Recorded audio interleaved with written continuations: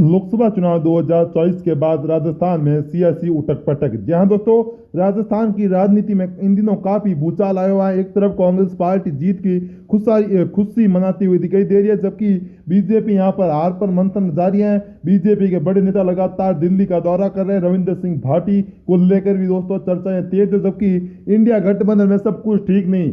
हनुमान बेनीवाल हो चुके हैं नाराज, जबकि बांसवाड़ा के दोस्तों यहां पर निर्दलीय प्रत्याशी राजकुमार रोत भी कहीं ना कहीं अब खुलकर आ चुके हैं सामने। लोकसभा चुनाव के बाद राजस्थान में यहां पर सियासी घमासान हमें देखने को मिल रहा है। इन दिनों राजस्थान में काफी बड़े बदलाव देखने को मिल रहे हैं।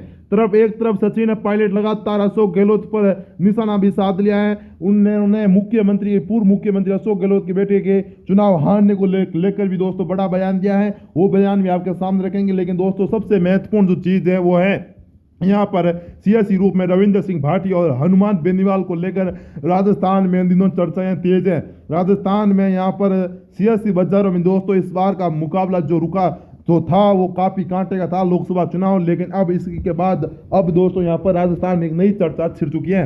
हर चौराहे और नुक्कड़ पर एक ही चर्चा है, क्या हनुमान बेनीवाल अब एक बार फिर एनडीए गठबंधन का रुख करेंगे? क्या रविंद्र सिंह भाटी की अब दोस्तों विधानसभा चुनाव के बाद बीजेपी में वापसी होने जा रही है? लोकसभा चुनाव में रविंद्र सिंह भाटी के प्रदर्शन देखने के बाद सभी लोग कह रहे हैं कि बीजेपी में भाटी की वापसी होगी, जबकि कांग्रेस और अन्य नेताओं के मन में एक और सवाल है, क्या राजस्थान में अब नेतृत्व परिवर्तन होगा? क्या मुख्यमंत्री बदलने जा रही है बीजेपी राजस्थान में? दोस्तों बीजेपी का आला नेता इन दिनों दिल्ली में अपनी सरकार बनाने की कयाद हैं, लेकिन इसी बीच राजस्थान को लेकर भी चर्चाएं शुरू हो चुकी है।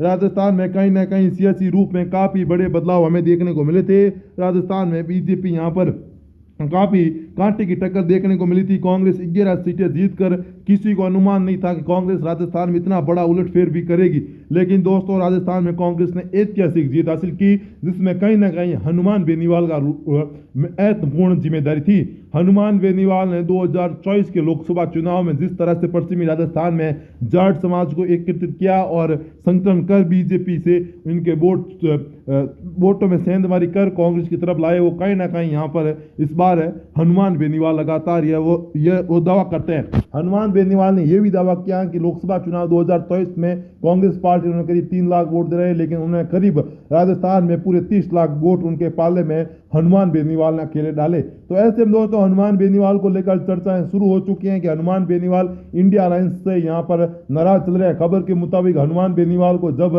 दक्षिण भारत की छोटी पार्टियों को इंडिया गठबंधन की मीटिंग में बुलाया जाता है, लेकिन राजस्थान की क्षेत्रीय पार्टी के मुखिया और नागौर के सांसद हनुमान बेनीवाल को जब नहीं बुलाया जाता है, तब कहीं ना कहीं ये सवाल उठने लगते हैं, क्या हनुमान बेनीवाल अब कांग्रेस पार्टी के लिए जरूरत नहीं है? क्योंकि दोस्तों कांग्रेस पार्टी इन दिनों इंडिया अलायंस के बड़े नेताओं के साथ गठबंधन कर रहे हैं। राजस्थान में जो उनकी जीत में बड़ी भूमिका थी वो हनुमान बेनीवाल की थी, लेकिन लोकसभा चुनाव के बाद हनुमान बेनीवाल पूरी तरह से इंडिया गठबंधन से अलग है और मीडिया में आकर खुल के बयान दे रहे हैं कि वे राजस्थान में कांग्रेस उन्हीं की वजह से जीती, लेकिन अब उनको बुलाया नहीं जा रहा, लेकिन वे नाराज हैं।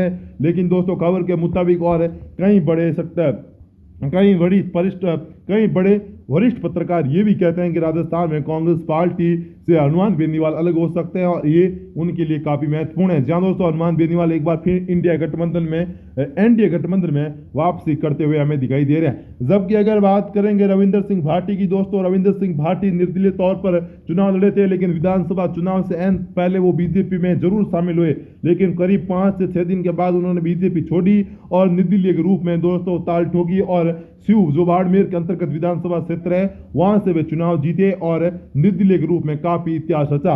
उसी के बाद चर्चा थी कि रविंद्र सिंह भाटी बीजेपी में शामिल होंगे, लेकिन जहां राजस्थान में बीजेपी फुल बहुमत के साथ सरकार में आई, तब रविंद्र सिंह भाटी और बीजेपी सरकार के बीच खींचतान देखने को मिली थी। खबर थी कि जब रविंद्र सिंह भाटी ने अपने क्षेत्र की समस्या सुनाई तो हेडपंप को लेकर एक किस्सा था, जिसमें रविंद्र सिंह भाटी को सिर्फ 2 हेडपंप मिला और रविंद्र सिंह भाटी से नाराज होकर लोकसभा चुनाव में उतरे और लोकसभा चुनाव बीजेपी को जबरदस्त नुकसान पहुंचाया और दोस्तों सीधी टक्कर निर्दलीय रविंद्र सिंह और कांग्रेस के उम्मीदवार बेनीवाल हो गई।